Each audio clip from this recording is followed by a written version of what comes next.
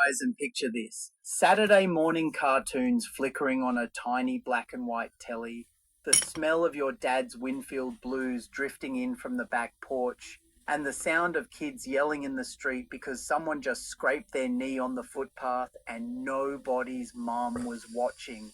That was the 70s.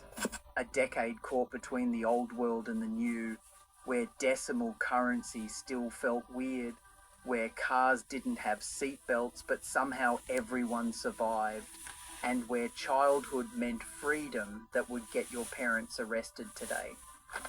If you grew up in 1970s Australia, you lived through something that simply doesn't exist anymore. Not just the fashion or the music, though God knows the flares and the mullets were something else, but the everyday stuff, the rhythms of life, the unspoken rules, the way things just worked. The 70s weren't the buttoned up 50s or the innocent 60s. They were rough around the edges, a bit dodgy, deeply practical, and somehow completely magical. Today, we're diving into 15 memories you'll only understand if you grew up in 70s Australia. Not the big historical moments, but the little things. The stuff that shaped your childhood, that made you who you are, that you can't quite explain to anyone who wasn't there. So buckle up, mate. We're going back. Saturday morning cartoons starting at exactly 6 in the morning. Saturday morning was sacred. You would wake up before dawn, creep out of bed while your parents were still asleep, and switch on the television. 6 o'clock sharp, the cartoons started. Bugs Bunny, the Jetsons, Scooby-Doo, Speed Racer. You would sit there in your pajamas, maybe 2 feet from the screen because the volume had to stay low, watching those grainy images flicker across the black and white set. If you were lucky, your family had a colour television by the mid-70s, and suddenly Saturday mornings were even better. There were no streaming services, no on-demand anything. If you missed it, it was gone. You had to be there, sitting on that shag carpet, cereal bowl in hand, completely absorbed. The ads were part of the experience too. Toys you would never get, breakfast cereals loaded with sugar, all delivered in that overly enthusiastic voice over style that made everything sound incredible. By 9 or 10, the cartoons would end and it was time to get outside. But those few hours, they were yours. Pure, uninterrupted, glorious cartoon time. Today, kids can watch anything, anytime, anywhere. Convenient? Sure. But they will never know the thrill of racing to the lounge room at 6 in the morning, knowing you had exactly 3 hours before the magic ended. Your dad's stubby holder collection. Every Australian dad in the 70s had a collection of stubby holders. Foam rubber, sometimes neoprene if he was fancy, branded with every beer company, sports team or tradie business logo imaginable. They'd accumulate on the kitchen bench, in the shed, in the boot of the car. VB, Tooheys, Carlton Draft, XXXX if you were in Queensland. Your dad's stubby holder was as essential as his wallet. He'd crack open a cold one after work, slide that stubby into its foam jacket, and settle into his chair. The stubby holder kept the beer cold, kept his hand dry, and somehow became a symbol of Australian masculinity. Bloss would swap them, collect them, even argue over which brand was superior based purely on the quality of the holder. You'd see them everywhere. Barbecues, cricket matches, fishing trips, the pub. A man without a stubby holder was like a tradie without a ute. It just didn't feel right. And the thing is, they worked. Simple, practical, effective. No technology required. These days, people use insulated stainless steel contraptions or just drink straight from the bottle. The humble foam stubby holder is still around, but it's lost that 70s swagger. Back then, it wasn't just about keeping your beer cold. It was part of the culture, part of being a bloke. Your dad's collection told a story, where he'd been, what he drank, who he was. And if you were lucky, he'd let you have one for your soft drink. You felt like a king, playing in the street until the street lights came on. If you grew up in the 70s, your childhood was lived outside. You would finish breakfast, your mum would shove you out the door, and that was it. See you when the street lights come on. No phones, no tracking devices, no helicopter parenting, You were just gone, roaming the neighborhood with a pack of other kids, making your own fun. You would play cricket in the middle of the road, moving aside when a car came past. You would build ramps for your bike, race down hills with no helmet, climb trees that were way too high. Someone would inevitably take a tumble, blood would be drawn, tears might happen, but you would dust yourself off and keep going. That was just how it was. The street light rule was sacred. When those lights flickered on at dusk, you knew it was time to head home. You would wander back, sweaty, dirty, probably bleeding from somewhere, and your mum would have dinner ready. She did not ask what you had been doing because she did not need to know. You were a kid. You were playing. That was enough. Today, kids have structured activities, supervised play dates, constant adult oversight. The idea of letting a 7-year-old roam the streets until dark would get you reported to child services. We have traded freedom for safety, independence for control. Both have their reasons, but if you grew up in the 70s, you know what we have lost. That feeling of autonomy, of figuring things out on your own, of being truly wildly free. The agony and ecstasy of decimal currency changeover. February 14th, 1966. That's when Australia switched from pounds, shillings and pence to dollars and cents. But if you were a kid in the early 70s, you were still living with the aftermath. Your grandparents still talked in pounds. Shops still had conversion charts on the wall. You would hear adults muttering, trying to figure out if they were getting ripped off. It was confusing as hell. 12 pence to a shilling, 20 shillings to a pound versus 100 cents to a dollar.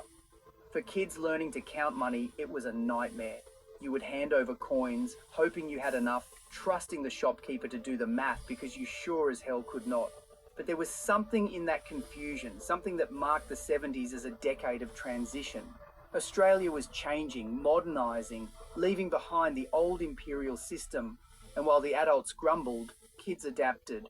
By the mid-70s, decimal currency felt normal. You knew $1 bought you a decent lunch, 50 cents got you into the pictures, 20 cents bought a heap of lollies.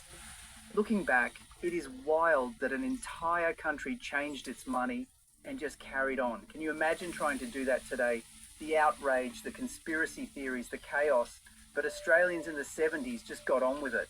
Pragmatic, adaptable, tough. That was the spirit of the decade. School milk in little glass bottles. Every day at primary school, someone would wheel out the milk crate.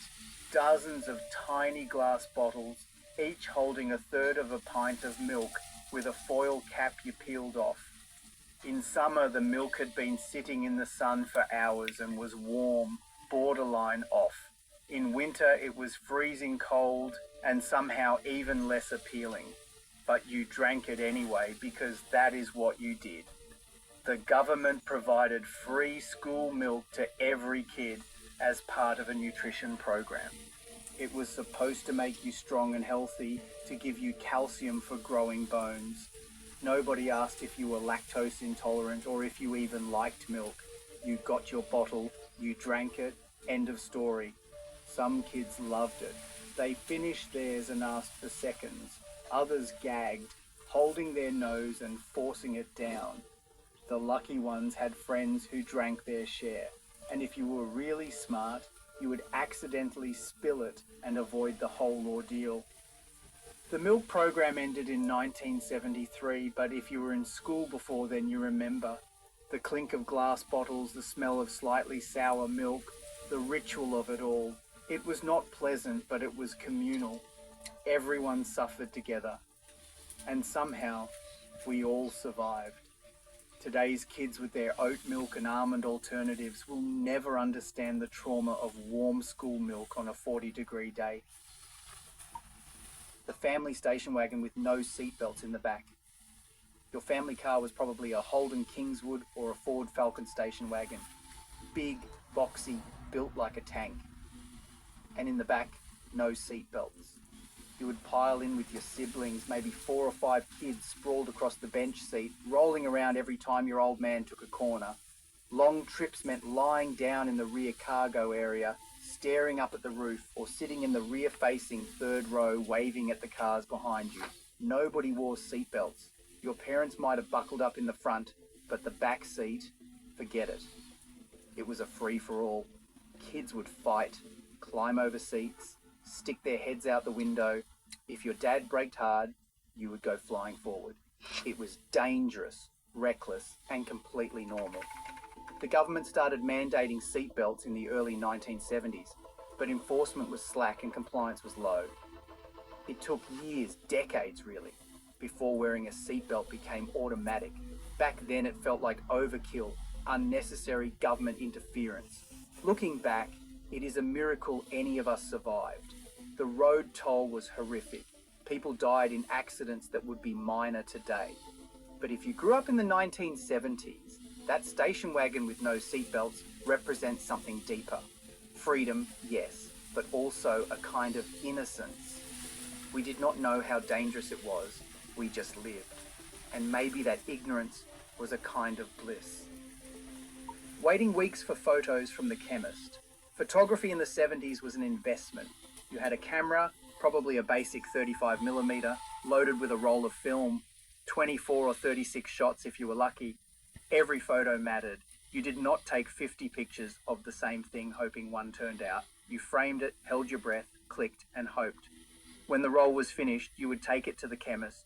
They would send it off to be developed, and then you would wait. A week, sometimes two. No instant gratification, no preview, no idea if you had even captured what you wanted. You would just wait, wondering, hoping. When the photos finally came back in a little paper envelope, you would rip it open, heart racing. Some would be perfect. Others would be blurry, overexposed, somebody's head cut off, but they were real, physical. You would put them in albums, write captions underneath, show them to visitors. Those photos mattered because they were rare. Today we take hundreds of photos a day. Delete most, forget the rest. They live on phones and cloud storage, rarely printed, rarely cherished. The magic is gone. But if you grew up in the 70s, you remember that anticipation. Waiting for your photos was part of the experience, and when they arrived, they were treasures. The local milk bar with mixed lollies in glass jars. The milk bar was the center of your world. A small shop, usually family run, stocked with everything you needed. Bread, milk, newspapers, and most importantly, lollies. Behind the counter, rows of glass jars filled with every kind of sweet imaginable. Musk sticks, milk bottles, red frogs, jelly beans, cobbers, fantails. You would point to what you wanted, and the shopkeeper would scoop them into a white paper bag, weigh them, and tell you the price. You would walk in with 20 cents, maybe 50 cents if you were flush, and leave with a bag of mixed lollies that would last you the afternoon. The shopkeeper knew you, knew your family, and might even let you run a tab if your mum was a regular. It was personal, human. Kids would gather outside the milk bar, sitting on the gutter, comparing what they had bought, trading lollies like currency, red frogs for milk bottles, 2 musk sticks for a cobber.